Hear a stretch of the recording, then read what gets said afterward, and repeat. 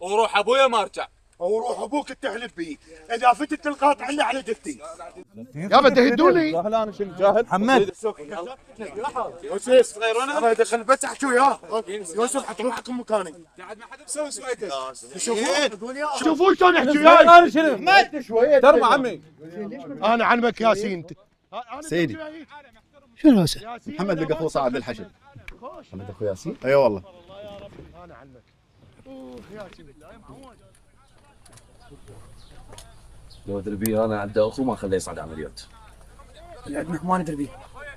اموت عليك من الزامطني. بابا شو تريد تسوي؟ محمد، بس صدق بس صدق. هسه مو جاي احكي وياكم دقيقة. انا. شو تريد تسوي؟ هسه انت مالك علاقه لا تدخل. يلا حلو حلو ياسين. يلا ايه والله شو تسوي؟ ايه خابر. ما شنو ايش؟ الو ايه الو. هاي يمه شلونك؟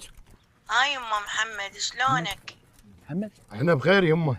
محمد انت شلون صحتك شلونك؟ شلون اخوك ياسين؟ بس لا ياسين زين خابرته بنعمه. وبالي يمك انا يا حبيبي ما محتاجين بس دعاك يمه. حبوبي وطمني عليكم يما دير بالك على خيال.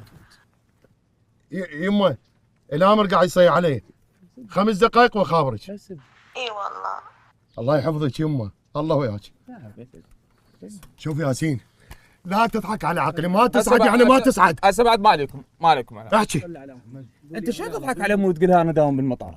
كنت شلون تكذب علي وتقول لي بسامر اجي القاك هنا بيجي ها؟ يعني انت اذا تموت مو ما تنقهر، بس اذا انا اموت مو تنقهر. شوف راح اقول لك حكايه، احسن حل نقعد اثنيناتنا بالبيت ونسكت. يا ولد احنا اتفقنا ولقينا الحل. الحل وينكم ما تدخلون عمليات.